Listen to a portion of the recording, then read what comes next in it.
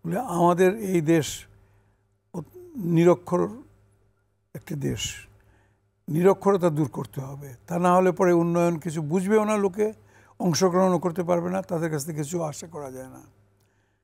এবং তার জন্য কি দরকার, সমস্ত দেশবাসী ঐক্যবদ্ধ করতে হবে, এক নম্বর নিরক্ষরতা। দ্বিতীয়ত এই লোকগুলাকে তিনি শুধু নিরক্ষরতা দূর করা নয়, কাজ করাতে হবে তাদের, তাদের যেটুকু স্কিলড বা আনস্কিলড শ্রম শক্তি আছে এটাকেই কাজে লাগাতে হবে। তো এটা কাজে লাগে, তা তো এই লোকের দেশের লোকে তো প্রায়ই না খেয়ে থাকে, মানে উপাস মরে, খাদ্যে স্বয়ংসম্পূর্ণ না, ভীষণ রকমের কষ্টে আছে। তাহলে খাদ্যে স্বয়ংসম্পূর্ণ করতে হবে। সেখানে সমস্যাটা কি, জিয়াউর রহমান সাহেবের একটা গুণ ছিল কি, তিনি যে কোনো কর্মসূচি বা যে কোনো বিষয়, যে কোনো সমস্যা এটা বোঝার জন্য তিনি গভীরে যাওয়ার চেষ্টা করতেন, নিজে নিজেই গভীরে যাওয়ার চেষ্টা করতেন।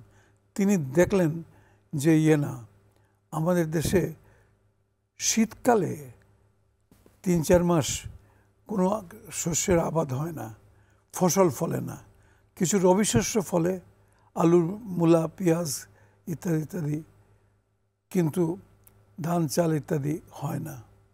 তো কী করতে হবে, সেই শীতকালে আরও ফসল ফলাতে হবে।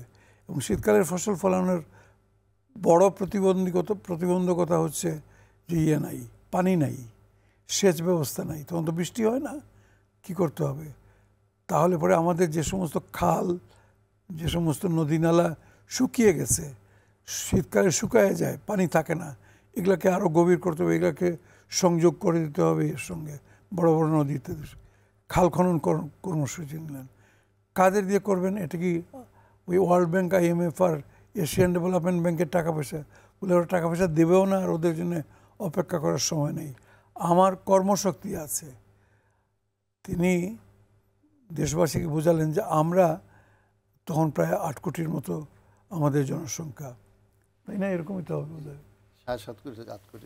7.5 কোটি তো স্বাধীনতা, তারপর 8 কোটির মতো উনি আসতে ক্ষমতায় আসতে 8 কোটি। এদেরকে যদি কাজে লাগাই, এবং এরা কোনোদিন সুযোগ পায় নাই, এই জন্য কাজ করে নাই, তো তাদেরকে কাজে লাগালেন কি, খাল খনন কর্মসূচি নাম দিলেন।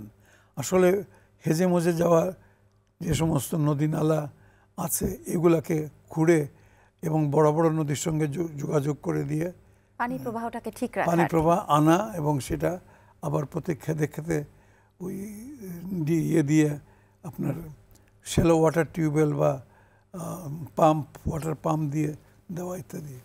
এগুলাতে আবার প্রশাসন, অর্থাৎ আমরা যারা সরকারি চাকরি করতাম তাদেরকে 100% সম্পৃক্ত করে ফেললেন। এমন না যে এটা একটা স্বেচ্ছামূলক, গ্রামবাসী করলে করবে না বা তাদের না, তা না, দায়িত্ব দিলেন প্রত্যেক ডিসিকে।